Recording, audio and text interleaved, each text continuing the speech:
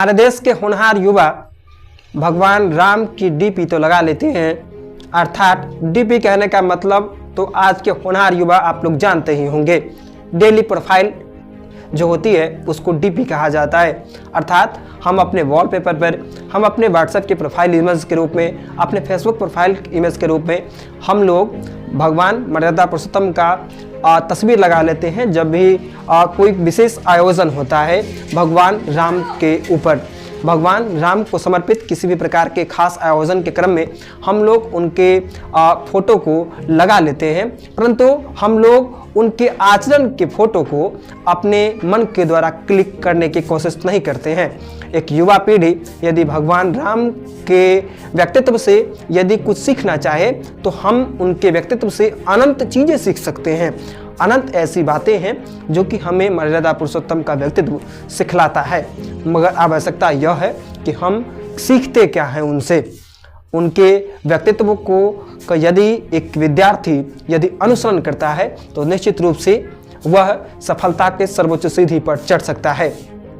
मेरा जहाँ तक व्यक्तिगत मत है, मैंने जो भगवान राम से जहाँ तक सीखा है और सीखता भी हूँ, निरंतर रूप से मैं भगवान राम से जुड़े हुए प्रसंगों को सुनता हूँ। मैं अपने दैनिक जीवन से जो भी समय चुरा पाता हूँ उस समय को मैं यूं ही व्यर्थ किसी अन्य जो मनोरंजन भरे गाने होते हैं, चाहे वह भोजपुरी जो टाइप के जो फुहर टाइप के जो गाने होते हैं, उन गानों में व्यतीत करने की बजाय बॉलीवुड की जो गाने होते हैं जो कि मन में नकारात्मकता के अनगिनत भाव को पनपने के काबिल लोगों को बनाते हैं, जो आज के दौर में जो गाए जा रहे हैं, कुछ एक, बाकी सभी नहीं, तो उन गानों को छोड़ करके मैं प्रयास यह करता हूं कि विभिन्न प्रकार के हमारे शास्त्र एक पर एक धरोहर सब है, तो उस शास्त्रों के अंतर्गत जो भी विचार प्रस्तुत किए गए हैं, चाहे हमारा वह धर्म ग्रंथ रामायण हो अथवा महाभारत हो, जो भी जिससे कि हम कुछ न कुछ सकारात्मक सीख सकते हैं, तो उससे मैं सीख लेने की भरसक कोशिश करता हूँ। और उन्हीं प्रसंगों में जो प्रसंग मुझे बेहद पसंद आता है उसे मैं नियमित रूप से मैं अपने बच्चों के लिए भी मैं अपने यूट्यूब चैनल पर निश्चित रूप से नियमित रूप से कुछ ना कुछ कंटेंट प्रस्तुत करने की कोशिश करता रहा हूं। तो मेरा जहां तक व्यक्तिगत मत है तो मैं यह बता दूं कि भगवान राम के व्यक्तित्व से हम विद्यार्थी बहुत कुछ सीख सकते हैं। सीख यह सकते हैं हम लोग कि हम लोग यदि किसी पौधे को, मैं उदाहरण के रूप में आपको बता दूं, तत्पश्चात मैं भगवान राम के व्यक्तित्व पर चलूंगा।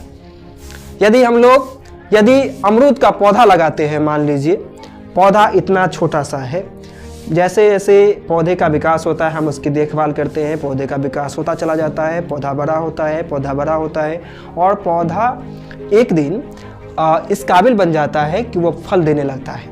मगर जब फल देता है तो फल का आकार काफ़ी सूक्ष्म होता है, फिर फल का आकार बढ़ता है ना, फिर बढ़ता है, फिर कच्चा होता है फल, फिर जैसे जैसे वो समय की भट्ठी में जो जो तपता जाता है, पकता जाता है, उसके अंदर मिठास में बढ़ोतरी होती रहती है। यदि हम लोग कच्चे अमरूद को यदि तोड़ लें और कच्चे अमरूद को यदि हम लोग ग्रहण करें तो कच्चे अमरूद का स्वाद जो होता है वो खट्टा होता है, वो मिठास नहीं होती है जो कि पके अमरूद में होती है ना।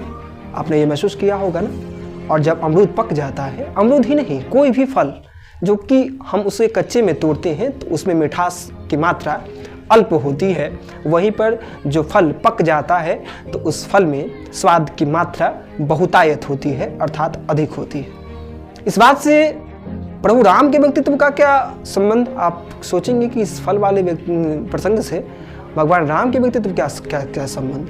तो मैं आपको ये संबंध बता दूं कि हम लोग जब पढ़ाई करते हैं तो हम लोग यह सोचते हैं कि हम लोग कम पढ़ लेंगे और हमें सफलता मिल जाएगी, हम लोग कम पढ़ लेंगे और हम अच्छे अंक ले आएंगे।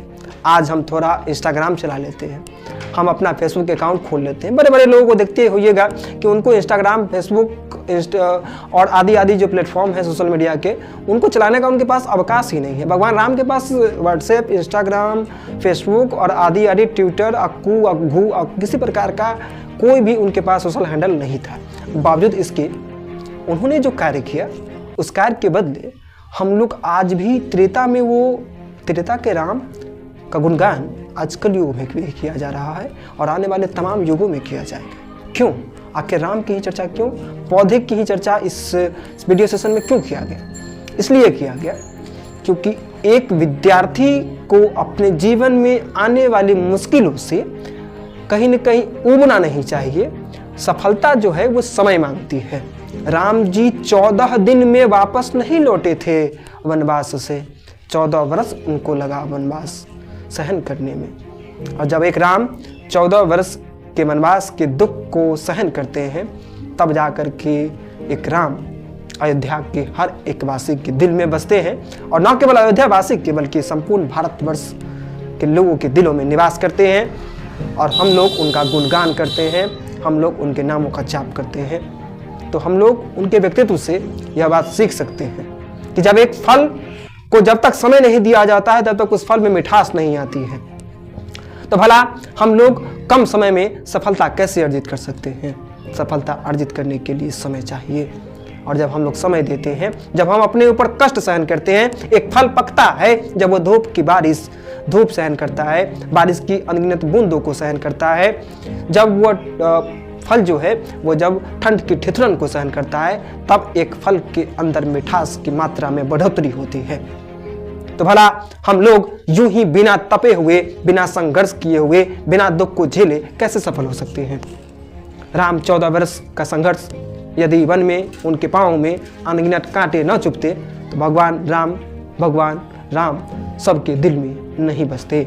भगवान राम बन गए इसलिए बन गए, अर्थात वन यदि उनका गमन नहीं होता तो वो भगवान राम सबके दिलों में नहीं बस पाते।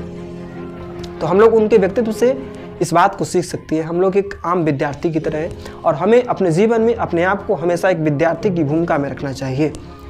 हम लोगों को यह प्रयास करना चाहिए कि हम लोग सदा एक विद्यार्थी की भूमिका में रहें। और हमारे जीवन में किसी भी प्रकार का कष्ट आ सकता है, हो सकता है कि हमारे पास हमारे पापा की जेब में कभी 2 रुपये न हो, जिस कारण से वो हमारी किताबें न खरीद सके, हमारे लिए कलम न ला सके। बहरहाल पिता तमाम कष्टों को सहन करते हैं, मगर हमारे लिए कलम, कॉपी और अन्य जो पढ़ाई की जो वस्तुएं होती हैं उनको लाने का कोई कसर नहीं छोड़ते हैं। पर इसके बावजूद हम लोग क्यों नहीं पढ़ते हैं? हम लोग मन से पढ़ने का संकल्प खुद से क्यों नहीं लेते हैं? हम लोग भगवान राम से सीखते क्यों नहीं हैं? क्या डीपी लगा लेना पर्याप्त है? क्या भगवान के राम के झंडे को अपने घर के ठीक ऊपर छत पर लगा लेना ही पर्याप्त है? नहीं, हम अपने भगवान राम के व्यक्तित्व को अपने मन के अंदर समाहित करने का प्रयास करें और उनके व्यक्तित्व से यह सीख लें कि भगवान राम ने कष्ट सहन किया, इसलिए हम उनका आज गुणगान कर रहे हैं। तो हम लोग भी अपने जीवन में कष्ट सहन करें, हम लोग भी अपने जीवन में कुछ बेहतर करने के प्रयास करने के लिए भगवान राम के व्यक्तित्व से कुछ न कुछ सीख हासिल करें।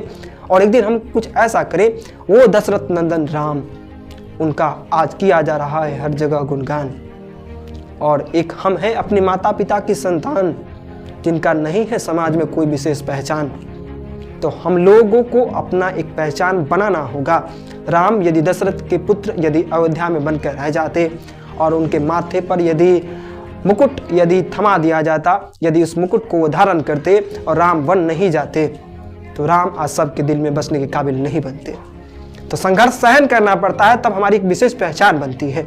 तो हमें अपने जीवन में संघर्ष सहन करना है, हम लोगों को अपने जीवन में कष्ट सहन करना है। तत्पश्चात हम लोगों की ख्याति दूरस्थ तक होगी और हम लोग अपने माता पिता को एक बेहतर पहचान दे पाएंगे, हम लोग अपने माता पिता की एक अच्छी संतान बन पाएंगे। तो हमें जीना है, हम लोगों को अपनी ज़िंदगी में कुछ ना कुछ बेहतर करना है, ताकि हमारे माता पिता का नाम हमारे नाम की वजह से जाना जाए। हमारे माता पिता जिस रास्ते से होकर गुजरे, उनको हमारी वजह से लोग बारंबार प्रणाम करें, बारंबार सलाम करें। तो इस काबिल बनिए, मन से पढ़िए। मैं प्रभु राम और माँ सरस्वती भगवती से यह प्रार्थना करता हूँ कि माँ सरस्वती भगवती आप सबका भविष्य उज्जवल करें। धन्यवाद।